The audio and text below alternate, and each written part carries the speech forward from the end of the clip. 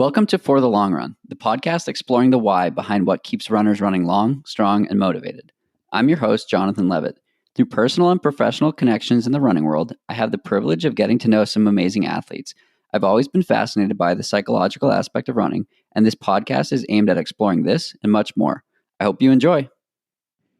This episode is brought to you by BeetElite. I was introduced to BeetElite by Amelia ahead of the Spartan World Championships in Tahoe in 2017 due to the benefit of beets when at altitude. I had been looking for a beet product that had a good taste and have loved BeetElite's powder mix ever since. Beets can enhance muscle efficiency by reducing the oxygen cost of exercise, essentially making it easier to work harder. Talk about being efficient. They've even done a clinical trial on their product with interval training in cyclists and found an 18% increase in potential duration. Try BeetElite yourself to experience the benefits of beet-powered performance. Take 20% off all BeetElite products at humann.com/BeetElite. That's human with an extra n.com/BeetElite with the code FTLR. Welcome back. Today I have Meghan Slavin joining the podcast. Meghan, thanks so much for taking the time to chat. Thank you so much for having me. Of course. So first question, who is Meghan? I'm Meghan, and I live in North Phoenix. I'm a physical therapist, and I currently am the clinic director at a outpatient facility in Scottsdale, Arizona. And I got into trail running about 6 years ago, but I didn't really have much of a running background. I grew up as a competitive gymnast and then ran my first mile when I was 18 with my dad. That's awesome. And you've done some pretty incredible things in the few years that you have been running. Yeah. So we were connected in probably 2017 by Magda Boulay. I think you saw an Instagram post from her, learned about Inside Tracker, came to us, and we connected and then met in person at Western States that following summer. So it's sort of the perfect example of how cool social media can be. You can become friendly with somebody through social media and then actually meet them in person. Yes, definitely. Yep. That is exactly what happened. We saw a couple of athletes that used Inside Tracker and became really interested in trying it. My husband, Brian, and I. And then, that's exactly what happened. We became friends on social media. And then we were out at Western States crewing and pacing for my friend John in 2018. So that is when we met. And so you were crewing that year, but you ran the next year, right? Yes. So kind of crazy, like not super common, but I'm very grateful. I got to crew and pace. And I just remember being at mile 55 at Michigan Bluff and asking a bunch of the runners' crews how long their runner, like how many years it had taken them to get into Western States. And most of them were telling me it was about 6 or 7 tries. And so I just kind of decided in that moment that I was, ready to do Western States whenever I got drawn, and that I wasn't going to obsess about it because I couldn't control the lottery. And just, it was gaining popularity. And so it was getting more and more challenging to get in. And so it was just pretty crazy to, on my third try, get drawn. And so I got to go back a year later where everything was just kind of fresh. So I had been to the training camp and then crewing and then getting to pace my friend to the finish line. I learned a lot about Western States and just was so excited that I was going to have the opportunity to do it. What was pacing to the finish line like? It was one of the coolest experiences. You watch a lot of documentaries, you see a lot of film on people doing that race, and it is so prestigious and it's kind of every trail runner's dream. But to see your friend that you train like mile for mile with get to Auburn, it's pretty emotional, but so awesome. Like everyone says that the atmosphere there is electric, and that is like an understatement. Like the energy there is just beyond amazing, and to see your friend cross the finish line and help him get there is one of the most rewarding things. And where did you pick him up? Like mile 80? No, I actually just did the last 6 miles. So Western States is kind Oh, of cool. funny. Yeah, you can get a pacer at mile 62, and then you can get another pacer at 80, and then you can get a pacer with the last six to go. And so my friend John, he wanted me and then my friend Brad and Susie to pace him. And so that's just kind of how it ends up. It's not like evenly split. But I was just so happy to be there. So 6 miles, 1 mile, however many miles, like I was just super excited to be able to help him get to the finish line. And that was his fourth 100-mile finish. And I'd helped him to the finish of all his 100-milers. So it was pretty amazing. Could you imagine that you would be running it the next year? Like, was No. that something you were thinking about? I mean, like I decided that day, I was just like, I really want to do this race. But I kind of was okay with the fact that, hey, it could be 10 years from now, but when it's my time, it'll be my time and I'll get drawn and I will train so hard to be able to finish the race and do it. So I think it was pretty crazy to get drawn the following year, but yeah, it was amazing. And so that was your second 100-miler? That was actually my third. So, oh, cool. Yeah. I had done Javelina 100 in 2017, and then I did Stagecoach 100 in 2018, and then Western States in 2019. Got it. Javelina is quite a party, isn't it? Yes. If you've never been there, you should definitely check it out. It's a very large event. It's gotten really big. Each year, I'm just blown away by, how it's taken to the next level. It's quite an experience. I think it's a really great first 100-miler if you are looking at getting into the 100-mile distance. Just because you do 5 loops, it's challenging because you come back through and see your crew or your family. The start finish area is kind of like one big giant party, but you are kind of crisscrossing with runners all day. So you're never by yourself. People are dressed up in Halloween costumes and it's just a really fun time. And what is it about the 100-mile distance that you seem to enjoy? I was super surprised that I love that distance so much. I just remember Javelina was kind of, it's a long day and you're out there and you're kind of thinking about at mile 20, like, oh my gosh, I have to do 4 more of these loops. And, it can get a little bit daunting when you think about it mentally like that. But 100-mile races are very similar to just how my daily work day is. It's like you have to think about what you're currently doing, but you also have to have an idea of what's coming down the road. So I'm a physical therapist and every day I see my schedule, and very rarely does my schedule end up going the way that it's set out. And so I kind of felt like 100 miles was life in a day. There's going to be some easy, really effortless moments. And then there's going to be some challenges and some curveballs that get thrown your way, but you've just got to kind of adapt and roll with it and just kind of get through it, but have an idea of what's coming, but really focus on the moment you're in. So I just liked that aspect of it. And I don't know, running long it's crazy. Like you start out and, your watch maybe beeps at 1 mile and it's like, okay, 99 more miles to go. But it is so crazy how time flies and where your feet can take you and how far you can go. For sure. So you've been running for, less than 10 years and you've found your way to the front of many races. You've won a handful of races and you've been top 10 overall in a handful of them. What's that trajectory like? When did you realize, this was something you're pretty talented at? And did you ever think you'd be, front running like that? No, not at all. I think that it took a root, like surrounding myself with a really great group of people.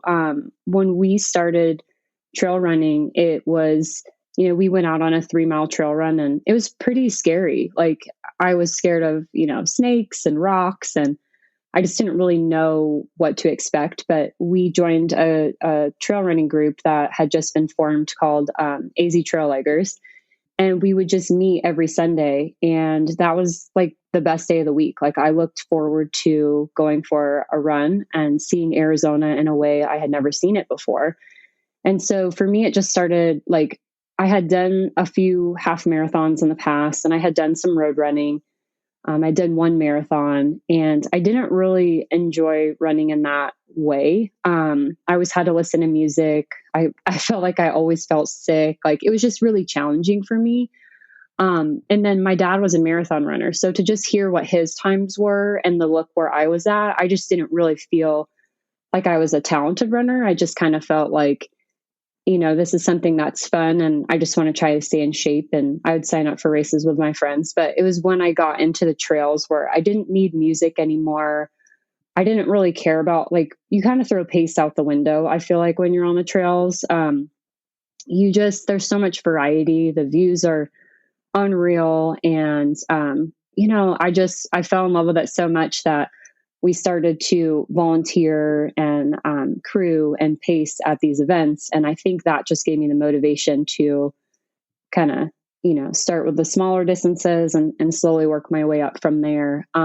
But it took a long time for my friends to convince me to, try a 50K. And then once I tried that, it was, people trying to convince me to try a 50 miler. And they were always saying like, Megan, I feel like you're meant for the long run, but I didn't really believe them. And then it's just like slowly I gained that confidence to try, because I was running, step for step with some of these people that had done multiple 100-mile races, but I just felt like I'm not ready for something like this. And so I think to get to that moment where you do sign up for it, like it's pretty cool. Like to get to that point where you're just like, yeah, like I'm going to try this and I don't know what's going to happen. And when I did Javelina, I told my family it would probably take me like 27 to 30 hours. And I just remember my sister text my husband, Brian, and said, "Hey, when do you think she's going to finish? Like, we want to come out to the finish line." And he's like, "Oh, she finished a few hours ago." And it was just like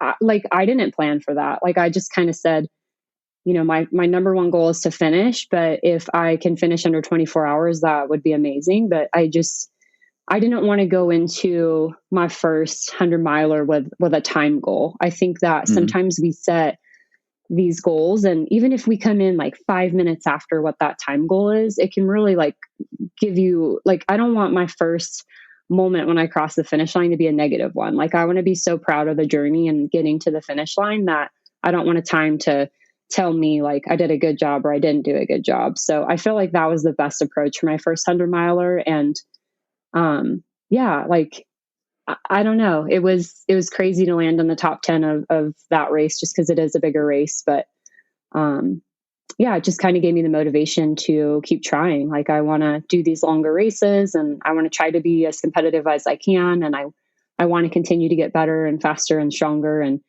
it's something that, I don't really know what my end goal is. I just want to continue this journey and see where it will take me. I love that. One of the pieces of uncertainty that you've not addressed, but went for recently is an FKT attempt. And my 13-year-old self is going to come out and say it's the funniest FKT name possible. Hole to Hump. Yes, I've got so that talk a lot. Talk to me about Hole to Hump. Where did that come from? So it was quite a while ago, but it was 1982. There's a man named Scott Baxter who he ran from the bottom of the Grand Canyon and came out of the canyon, ran to Flagstaff, Arizona, and then climbed to the top of Humphreys Peak, which is the tallest point in Arizona. And that's at 12,633 feet. So he went from the Colorado River, that was 2,500 feet, and then he got himself all the way to Humphreys Peak. And so that's kind of how that name originated, because you're starting from the hole in the ground, and then you're climbing to Humphreys Peak. But it's actually pretty fascinating that this started as a route that actually went the opposite direction. And I don't think there's anybody out there that has, at least not on the FKT website yet, but who's done the opposite direction. So going from the top of Humphreys all the way down into the canyon. But yeah, so that's kind of how it started. And then there was a man the following year, Mike Ellerman, who beat his time by like 30 minutes. And then there's been a handful of people that have done it along the way. But my coach, James Bonet, he was supposed to do Hard Rock last year and it was canceled. So he went out and he had all this, fitness from training for that race that he had had his eyes on setting an FKT. So he went out and set the fastest known time last year. And then this year, he was helping me train for San Diego 100. And then obviously a lot of races got canceled due to COVID-19.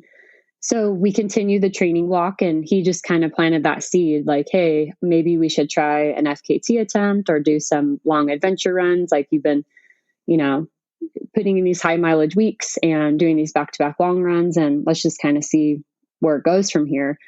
And so things were closed because of COVID. So the Grand Canyon wasn't even open at this point. And we hadn't even talked about trying Hold a Hump. It was more of, maybe trying an FKT in Prescott, Arizona, or trying one in Flagstaff.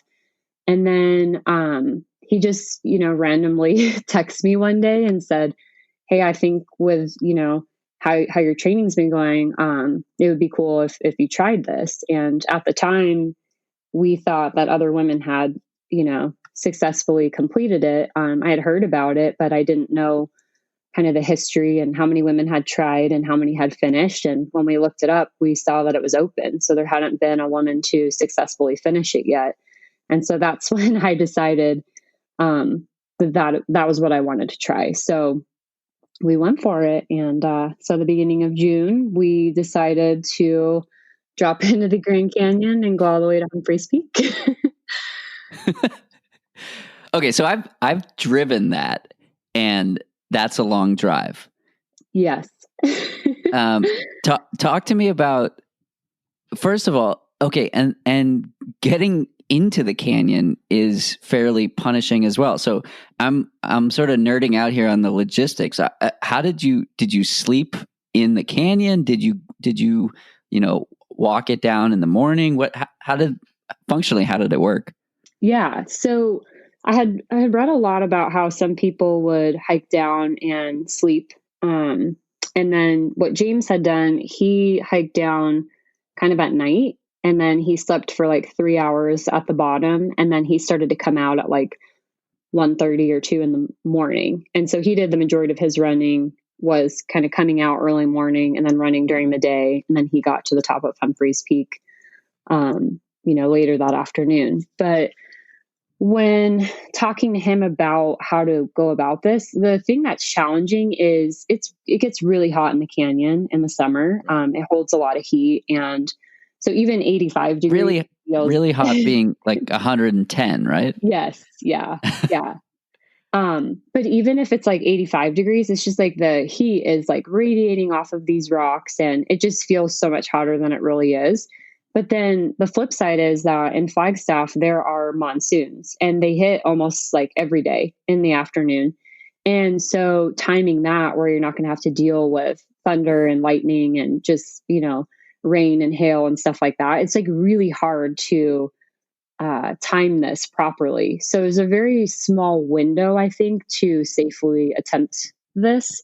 And we didn't even know till like 2 weeks before that it was a go. Cause we were just like waiting to see if the Grand Canyon was even going to be open. So I just picked his brain and said, what do you think? Like, should I go to the bottom and stay for a while? Like, what do you recommend? And he basically just gave me insight on, hey, like if I did this again, I would not hang out at the bottom for that long. Like it gets pretty hot. And even if it's at night, like the canyon holds that heat and you're just going to lay there and be dehydrated. So he came up with the idea of hiking down in the middle of the afternoon and then just taking a little bit of time at the bottom to, cool down and fuel and fill up water and then kind of head out. So I think he timed it like absolutely perfect. My friend Bill and we started hiking down into the canyon. It was probably about 12:30 in the afternoon. And we got to the bottom. It was probably almost 3 o'clock. And then we just took 30 minutes. So we sat in the Colorado River and cooled down. We brought a filter down there, filled up with water, ate, just kind of took our time, and then started this whole journey at about 3:30 in the afternoon. How long, and which trail did you take to get out? So we actually did the New Hants Trail, which I'd never done before. There have been a lot of people to do this route and then also attempt this route that will go down South Kaibab and they'll come back up South Kaibab. But this is an open FKT. So that just means that you have to get to the bottom of the Grand Canyon and start at the Colorado River. And then your time starts as you start to make that climb out of the canyon. Got it. So it's like a choose your own adventure. Exactly. Just get there. So James had done the New Hants Trail the year before. And so that's the route that I took. And it kind of pops you out further east. So then you don't have to run on the rim road as long. And then you can make your trek towards Flagstaff. Do you know how long it took you to go from the Colorado River to the top of the canyon? Yeah, we started at 3:30 and I believe it was maybe like 5:51 when I got out of the canyon. So it was the whole like getting down to the bottom, taking a little bit of a break and coming up was it was a little bit under 6 hours, I believe. So maybe I just said that timing wrong, but that whole portion was like 5 hours and 51 minutes. Cause I remember James said, it'll probably take you to about 6 hours. And we were about 9 minutes under what he was projecting. So, wow. So for context, it took me probably 4 hours to go up the 6.5 miles of South Kaibab. So that's incredible. the round trip took about the same amount of time. And that was like, I had nothing left in the tank, but I had also, run 35 miles prior. But to do that at the start of the run. Okay. So the run from the top of the Grand Canyon to Flagstaff, or the distance is about a 90-minute drive. So how long did that portion take you running? And I know in one of the articles about this, you said that it's like a soul-sucking experience there. Yes. So I think a lot of people, when they prepare for this, they think a lot about the climb out of the canyon, and then they think a lot about the climb up Humphreys, but that section in between kind of eats you alive because it looks so easy on paper and you just think like, I'm going to fly, like I'm going to get to the top and I'm just going to cruise and it's going to be awesome. And then I'm going to get to Flagstaff and I'll just hike again. But James had told me that he went too fast when he came out of the canyon. So he said he had gotten sick a little bit and he just, was running like some 7.5 minute miles and it was just like way too quick. So he had given me that advice to just kind of take it pretty chill and not overdo it in those miles. And that when I got to mile 35, that 35 to 65 was going to kind of be this uphill pitch that it looks flat, but it goes just enough uphill that it's kind of challenging to run. So he had me do like a treadmill run a few weeks before, like a 2% grade for like 10 miles. And I thought it was like the most boring and difficult thing, but it was really good that he made me do stuff like that because it's not very stimulating, but it's just challenging because it's the same repetitive thing over and over again. And that's not really my strength. Like I'm better at like, hitting a hard climb, getting to the top, and then having some downhill or some flat to kind of like, even things out. But my strength is definitely not the, just that small pitch of going uphill the entire time. And then I had kind of run into a hard spot way earlier than I thought I would. I just had some major stomach issues at like basically like mile 16 to like 25. I just started to get sick and wasn't able to eat very much and didn't really know what was going on because I felt so strong in the canyon and I was so excited. And I honestly think out of the entire like hold a hump route, like I did really strong in the canyon. And then like I did bounce back here and there, but I would say the rest of it was kind of a rough journey, but was definitely like so thankful to get it done. Thanks again to BeetElite for sponsoring this episode of the podcast. I have dialed in a combination of sports nutrition products that works very well for me, and BeetElite has been a part of that for the last 3 years, particularly ahead of workouts, long runs, and whenever I'm headed to altitude. Don't just take my word for it. There's plenty of science on the performance benefits of beets. Normally, it's hard to get these benefits in an enjoyable and convenient way, but BeetElite has figured that part out too. Try it for yourself and take 20% off BeetElite products with the code FTLR on their website, which is human with 2 N's.com/BeetElite. I'll also link to it in the show notes. So mile 16, you feel a little off with all of this road and a giant mountain ahead of you.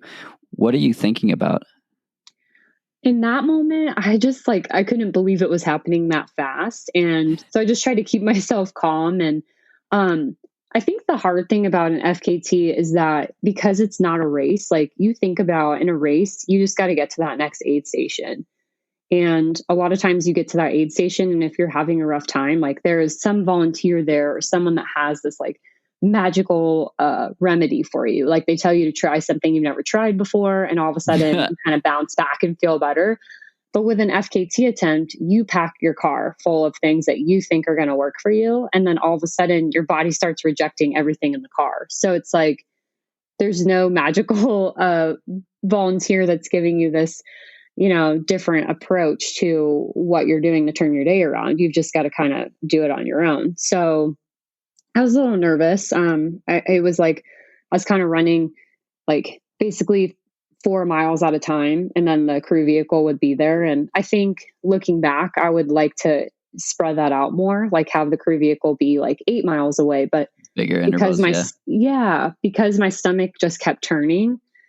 It was good that they were so close, but it was also easy to kind of get to them and then take a little break. And then, so I think that definitely slowed me down. But when I got to mile 25, I had been puking, and that is when, James kind of rolled up to where we were at. And he told me, he's like, this is the same section that I was throwing up in last year. And he's like, how do your legs feel? And I told him, my legs feel pretty good. It's just, I can't get my stomach under control. And he's just like, well, just keep moving your legs. So if you've got to walk, and then you can maybe start jogging, and then you'll kind of start running. And he's like, just think about all those back-to-back long runs you did. You're going to bounce back. So, my husband, Brian, jumped in and ran about 4 miles with me. And then James jumped in and ran 6 miles with me. And then my friend Bill jumped in and ran 10 miles with me. So all of a sudden now I've gone 20 miles, when at mile 25, I'm staring at my watch and I'm like, I don't know if I have 45 miles left in me to feel like this and to get something like this done. So I kind of turned a pretty big corner then, and thought that when the sun came up that I would get this second wind, and that I would have all this energy, and that the sun, it was going to be a new day, and I was going to feel great. And then all of a sudden, when the sun came up, it started to get very windy and very cold and just super frustrating. That road, the highway coming into Flag, it's kind of just a big hill. Very straight. Yeah. And so it's just funny. And we do that in races, I think, too, where we focus on kind of the hard parts, and that sometimes a part where we think we're going to do really well and excel is sometimes the most challenging. And I definitely think that's what happened to me. I thought I was going to get to that road and cruise, and it was really challenging. I remember running 3 miles of it, and then Brian drove by, and I thought I just had 3 more miles of the road to go, but he's like, yeah, you just have another 4.5 or 5 miles. And it just devastated me. I'm like, no, it's been 3 miles. And he's like, I don't know what to tell you. Yeah. And so he's just staring at me, and he's just like, I don't know what to tell you, but it's I just drove it and it's 5 more miles. And so I think that was kind of hit me pretty hard. And I took a little bit of a break there, but, then he kind of kicked me out and said, all right, you just got to get to them, and then you'll go up the dirt road for 5 miles, and then we get to go up Humphrey. So it was we had to just kind of break it down into sections to get it accomplished. So you start at 2,500 feet. You climb out of the canyon at Around 7,500. 7,000. Yeah. Yeah. Yeah. And then flag is what, 7. So then you've got 5,500 feet to climb. Yeah. And so how many miles was it from the bottom of Humphreys to the top? That is about like 4.5 or 5 miles, depending Wow. on the Okay. route you take. Yeah. So if you go straight up the trail, it is 5. We did a little bit of the ski slope and then cut over onto the trail. So that cut out about a half mile of it. But that was like that was it felt like the steepest thing I'd ever done. And I think it's just because I was just mentally and physically done, that it was pretty challenging. So, but I did. So Nick Curry, he set the FKT the same day, and he ended up going on to the trail, and he felt like that cost him about 30 minutes just because there's a lot of roots that you've got to step over and big rocks that you got to climb up. And when you're that late into the game, it's very challenging. So what was that experience like? What was it like knowing that you were, one sunrise in and one mountain to go? What, standing at the bottom or running at the bottom of it, where was your head there? I don't know where my head exactly was at. I just know that my friends were telling me like, hey, it looks like it's pretty cold at the top. Like at that point, they had told me that it was pretty windy, which I could feel the wind, but they said it was pretty windy, and then it was going to be like in the high 20s, low 30s, like the temperature at the top. And it's like, I'm coming from the valley where it's like 100 degrees. So for me, that is like ridiculously cold. And so I just remember getting to the dirt road, and we were, almost to the base of Humphreys, and everyone's just like, do you want to change? Like, it's going to be pretty cold up there. And I was just like, no, like, I don't want to waste any time. My friend Matt ended up coming to the summit with us, and he had grabbed like my North Face, like puffy jacket, and put it in his backpack. And that was like so clutch, because it definitely exactly what everyone told me. It got very cold. And, I think that was really good that he had my jacket and that I was able to kind of stay as warm as I could. But yeah. So the finish of this is a fascinating mind fuck, right? You're at the top of a mountain. It's 12.5 and you're not done yet. So but I think it's like the perfect epitome for anything. Like you finish something, that's not the end of the road, right? You're really like just getting started on whatever the next adventure is. So with this, you literally had, another adventure. You had to get down and back to Flagstaff. So how did you feel when you finished, and had you even thought about the fact that you still had to get down? No, like my mind was not thinking about the way down at all. We were concentrating on the top, and there was one point where the gusts of wind were so bad that Brian turned around and just said, I don't know if we're going to make it to the top. Because there was like 80 to 100 mile an hour gusts of wind, and there was like 60 mile an hour winds when we got above tree line. So all these people coming down from the summit were basically telling us to turn around. And so to get that close and to feel like, oh my gosh, I'm going to have to stop, a mile short of what I accomplished, like of what I want to accomplish, was kind of devastating.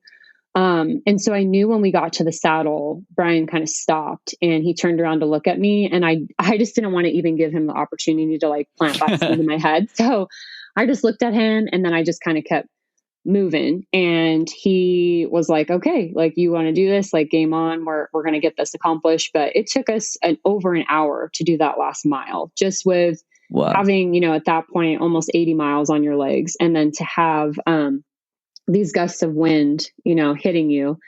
I had got,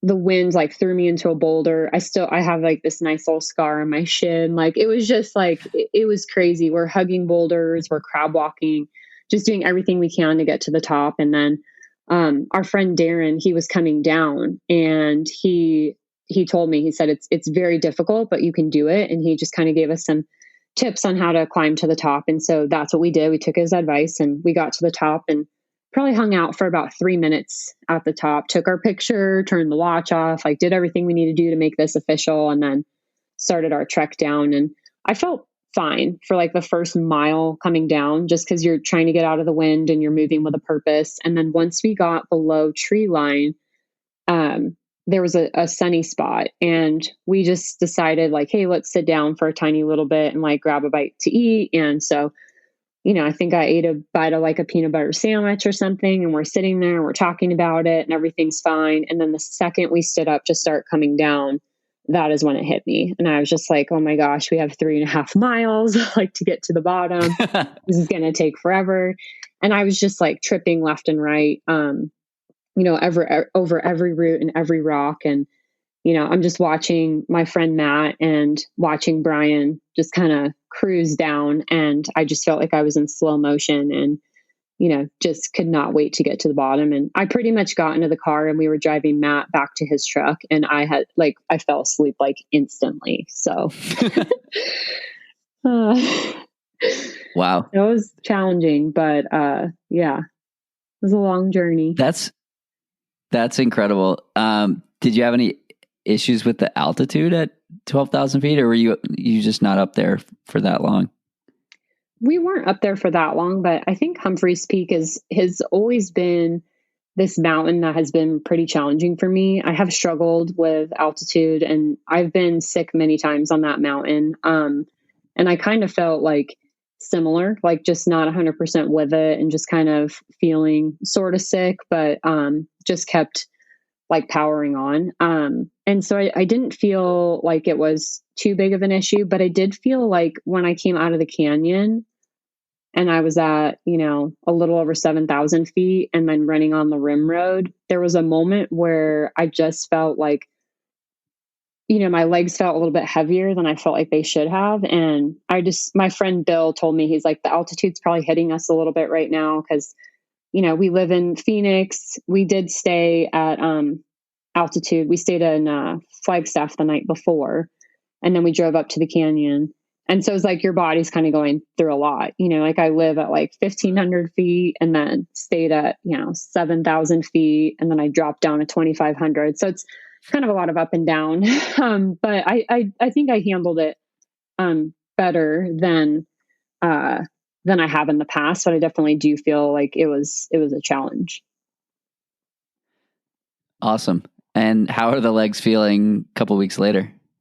Oh, they're feeling pretty good. I was kind of joking around with my friends and saying like, yeah, when you kind of have to hike the last 15 miles of this, because I didn't have much running in me like towards the end. And so I felt like it made my recovery a little bit quicker, because it's not like I was running super hard. At the end, I was just kind of doing everything I could to get through it. So I took a week off of running and then felt fine once I went back to it. Why'd you do it? I think that, I was training for San Diego 100, and this is a really challenging time for everybody. Like, I think everybody's dealing with hardships left and right, whether that's losing their job or being sick, or maybe someone in your family's sick. And there's a lot of really negative, I don't want to say like kind of terrible things going on. And so I feel like once San Diego 100 was canceled, I turned a corner, which is kind of crazy, but I continued on with this training block, and I had really crazy hours at work, and my schedule was a lot more demanding than it had been, just because my staff was a lot lighter than it had been.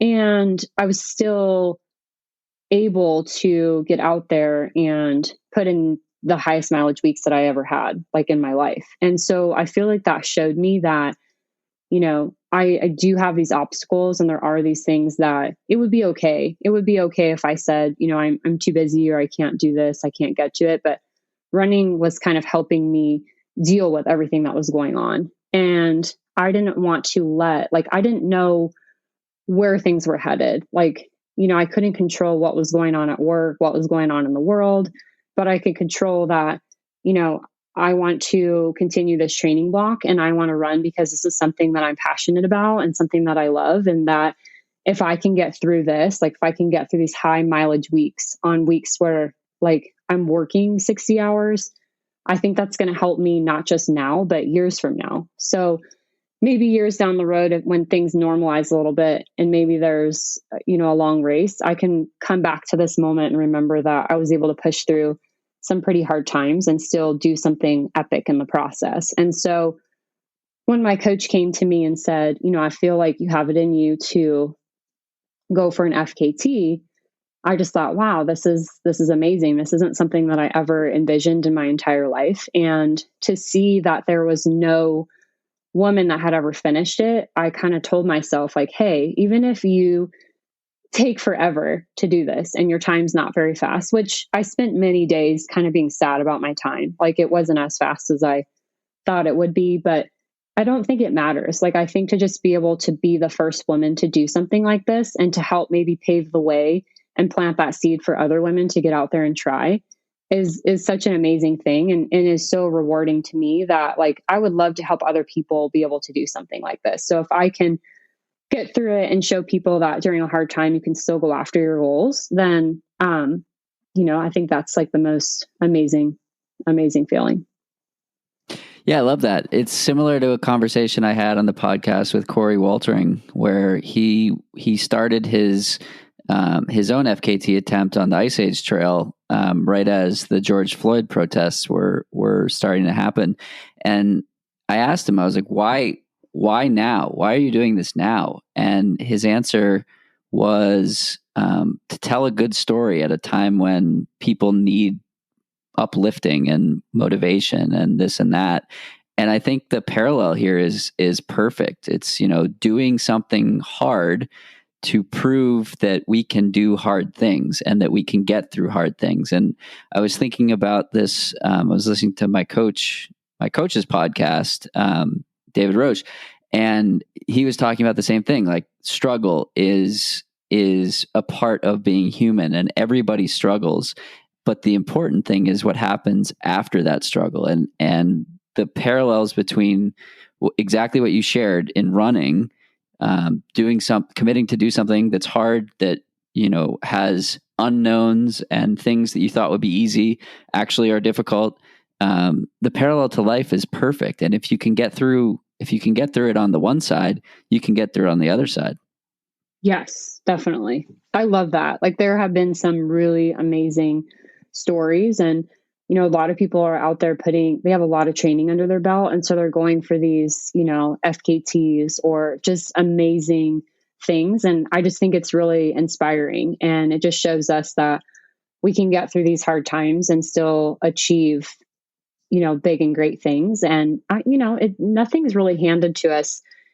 Things don't come easy, but I and that's like part of why I love trail running. Like I do think that trail running to me is like the perfect metaphor for life, that there are some smooth and effortless moments where you could just go on forever. And there are some very like rocky, crazy uphill battles. And, you kind of got your head down and it's just like, you don't think you can take another step. But if you just keep moving forward and you can handle those challenges that are being thrown your way, like you're going to get to the top of the mountain. And when you get there, you can turn around and you can look at the trail that you took to get there.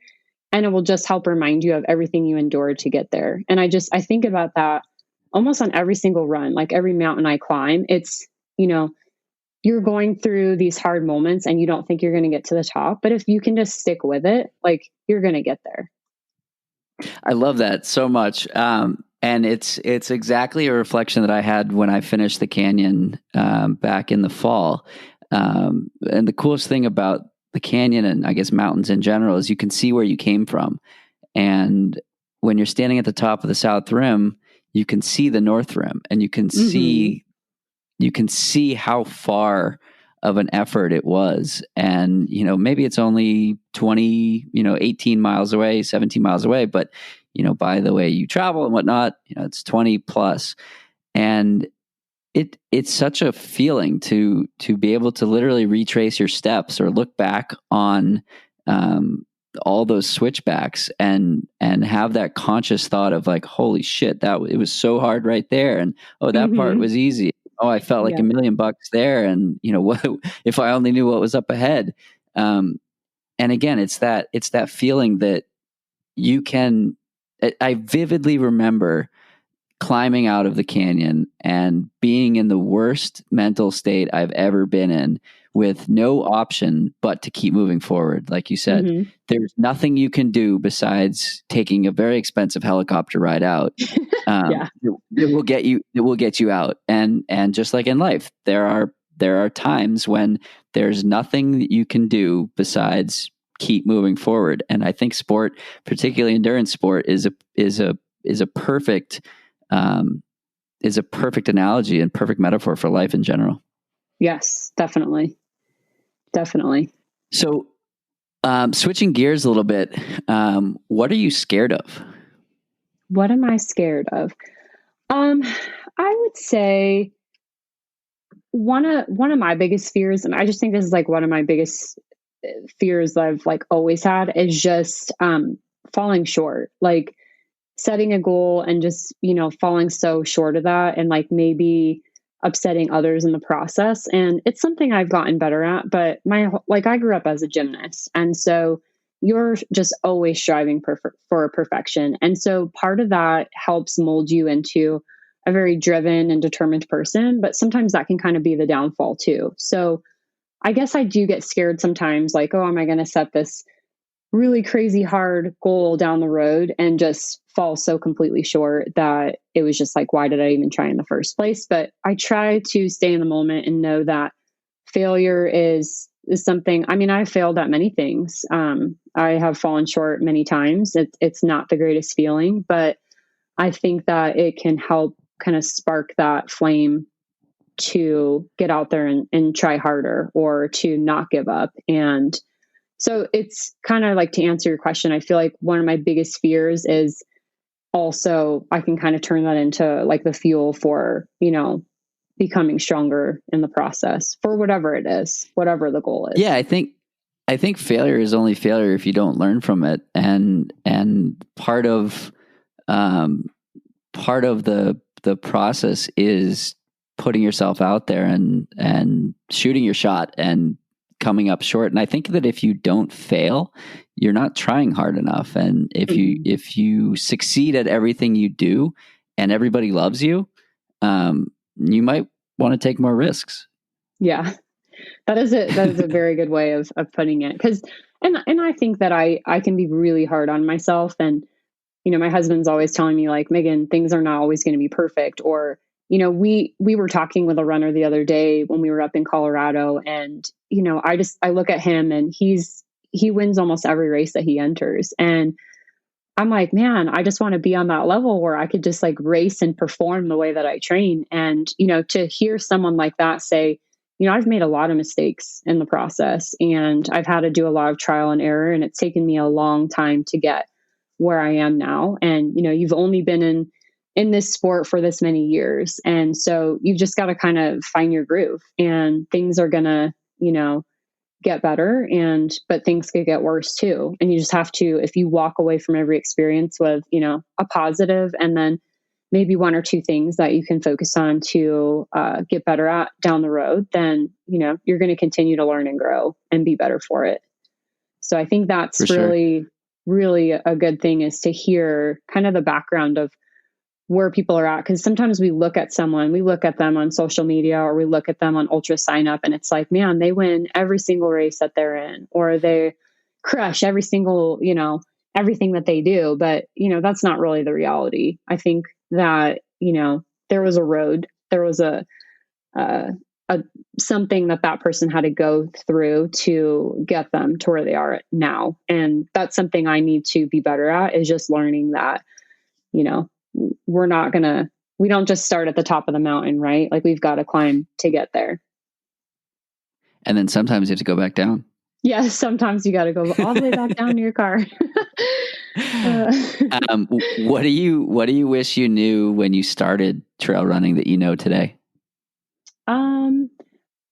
I mean, part of me just wishes I knew about trail running in general way earlier, way before. Yeah. Like, I just remember even being in high school and, people would say I should, do track or take up running. And it was just something that I always looked at as like running was almost like a punishment. Like when I was in gymnastics, like we ran for conditioning, or you run down the vault runway or you run into your tumbling pass, but it wasn't something that you do. And so I guess I just wish I knew more about the sport. Like I watched my dad train really hard.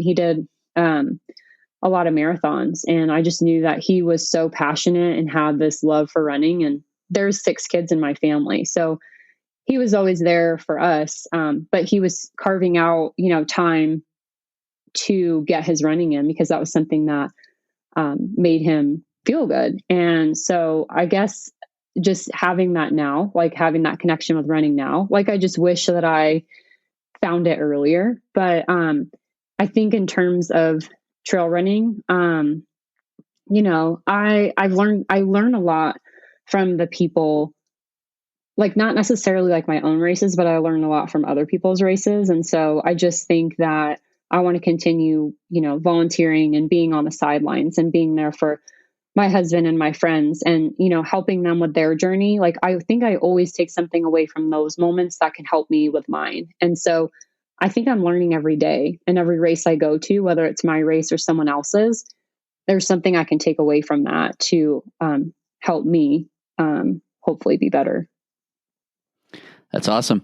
If we want to follow along with your journey, where can we find you?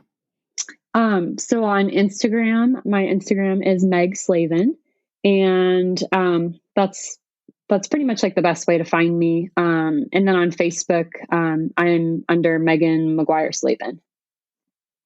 Awesome. Well, I hope to see you at some point, either in Arizona or Tahoe or somewhere in the mountains sometime soon. Yes, somewhere in the mountains. I will see you in the mountains. Yes. Yes. Sounds great. Thanks so much for the chat today. Thank you so much. Of Bye. course. That's it for today's episode. Like many long runs, it's sad when it has to end. I hope you join in next week on For the Long Run. And in the meantime, happy trails. If you've enjoyed this episode, it would mean a lot to me if you shared it so that others can find it and enjoy it too.